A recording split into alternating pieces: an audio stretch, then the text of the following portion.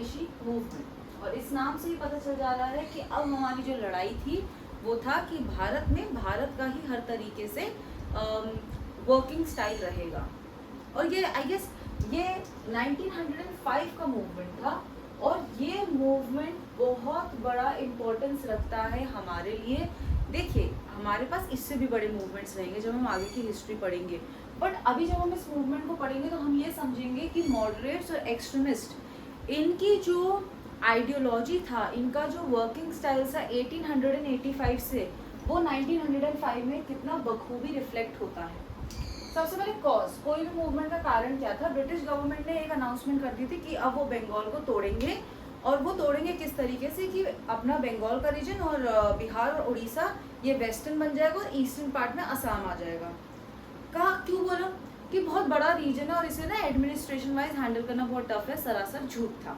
उनकी इंटेंशन ये थी कि जब वो ईस्ट और बंगाल को कर रहे हैं तो उन्होंने बंगाल के रीजन को बांट दिया।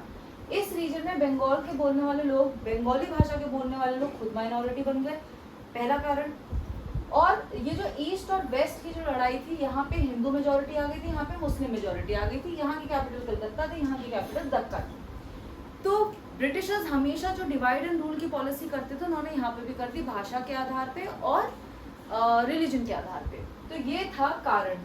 ये हमारे पास जैसे ही जुलाई 1905 में ये कर्जन ने बात बोला, वैसे ही रिस्पॉन्स में 7 अगस्त को सुरेंद्र नाथ बनर्जी यहाँ के इम्पोर्टेंट लीडर थे, ये सब कलकत्ता के टाउन हॉल में मिले और इन्होंने कहा कि हम इसके खिलाफ मूवमेंट करेंगे।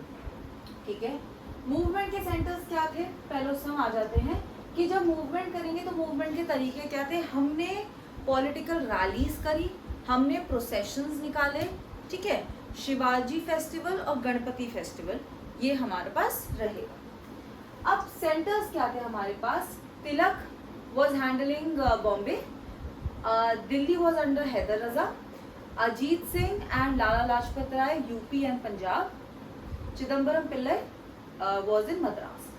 ठीक है, सोशल बेस जो एक्सट्रीमिस्ट का एक बहुत इम्पॉर्टेंट फैक्टर था कि आपको ये एक मास मूवमेंट बनाना, और यूथ यहाँ का एक बहुत इम्पॉर्टेंट एस्पेक्ट था।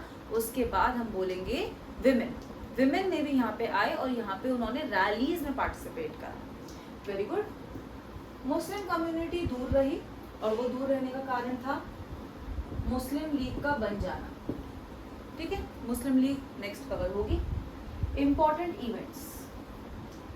अब स्वदेशी मूवमेंट में हम लोगों के थे, पहला था हमारा बॉयकॉट। हम बॉयकॉट करेंगे ब्रिटिश की हर सर्विस, ब्रिटिश का बना हुआ सामान। ठीक है, ये जो शब्द है बॉयकॉट, और बॉयकॉट की हर एक चीज़ को हम नहीं यूज़ करेंगे, हम भारत का बना हुआ चीज़ यूज़ करेंगे। ये आगे जाके कौन से मूवमेंट में हमें सुनाई दिया था? नॉन कॉपरेशन मूवमेंट, वो हुआ था 1919 में, सॉरी 1920 में। तो कहीं ना कहीं हम इस मूवमेंट को कॉन्ट्रीब्यूशन ही दे सकते इस चीज़ के लिए। स्वदेशी ने लोगों को ट्रेन करा था। उसके बाद मैंने बोला बॉयकॉट हो गया, मैंने बोला स्वदेशी। अब स्वदेशी बोल तो दिया, तो स्वदेशी हुए कैसे? स्वदेशी हुए हमने हर चीज़, चाहे वो सोप हो, चाहे वो टेक्सटाइल हो, हमने उसे इंडिजिनस कर दिया। एग्जाम्पल तो लिखना पड़ेगा।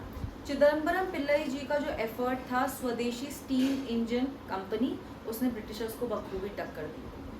हमने स्वदेशी एजुकेशन की लाइन पे करा, बंगाल नेशनल कॉलेज और अरबिंदो घोष उसके प्रिंसिपल बने। 15 अगस्त 1906 को हमने अपनी नेशनल काउंसिल फॉर एजुकेशन को सेटअप करा गया।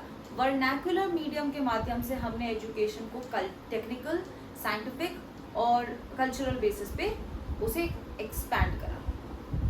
स्वदेशी, ठीक है, हमने एजुकेशन को कवर करा, हमने बिजनेसेस को कवर करा। तो बॉयकॉट हो गया, स्वदेशी हो गया। और स्वराज, हमने बोला हमें चाहिए स्वराज ऑन द लाइंस जिस तरीके से ऑस्ट्रेलिया और कनाडा में हुआ।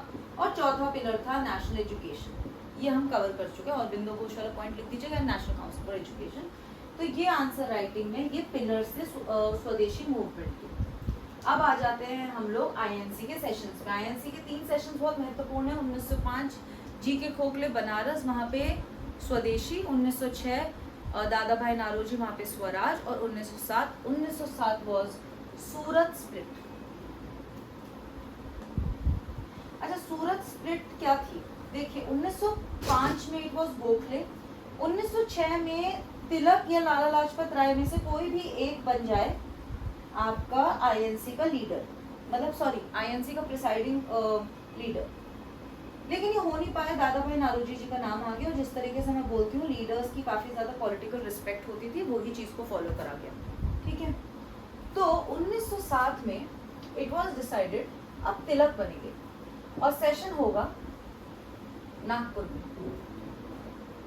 इंस्टेंटली हम पढ़ते हैं 1907 का सेशन कहाँ हुआ था, सूरत में, और होम प्रोविंस में तिलक नहीं बन सकते। यहीं से एक्सट्रीमिस्ट और यहीं से मॉडरेट्स का रिश्ता टूट गया, क्योंकि मॉडरेट्स नहीं चाहते थे कि तिलक बन जाए, वो चाहते थे राज बिहारी घोष जी बने, वही बने, और स्वदेशी, स्वराज, नेशनल एजुकेशन, जो ये पिलर्स हमने डिस्कस करे, इनको हम वहीं पे ड्रॉप करते हैं। और यहीं पे स्वदेशी मूवमेंट ने अपनी पकड़ खत्म कर दी। और क्यों खत्म करी, 1908 में केसरी, जो कि तिलक का मीडियम था प्रोपोगेट करने का पॉलिटिकल अवेकनिंग, केसरी और मराठा इंग्लिश भाषा में थी, केसरी मराठी भाषा में थी, उसमें उनको सेडिशन के चार्जेस में 1000 रुपये फाइन के साथ 6 साल के लिए मांडली जेल में भेज दिया गया। लाला लाजपत राय अब्रॉड चले गए।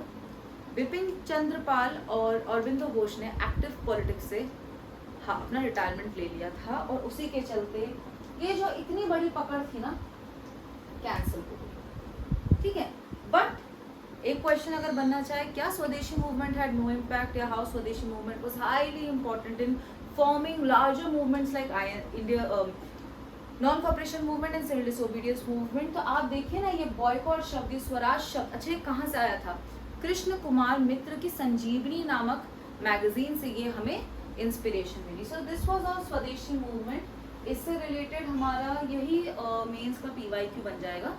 Now later in the day मैं इससे रिलेटेड जितने भी प्रीलिम्स के PYQ हैं वो भी शेयर कर दूंगी, जो कि घटना चक्र से भी कवर्ड होंगे और NCERT से भी कवर्ड होंगे। So please do like, share and subscribe. और कल हम अपना इसको आगे बढ़ाएंगे, जिसमें हम मार्लिमेंटो और आगे कवर करेंगे। सो दिस वाज स्वदेशी मूवमेंट। Thank you.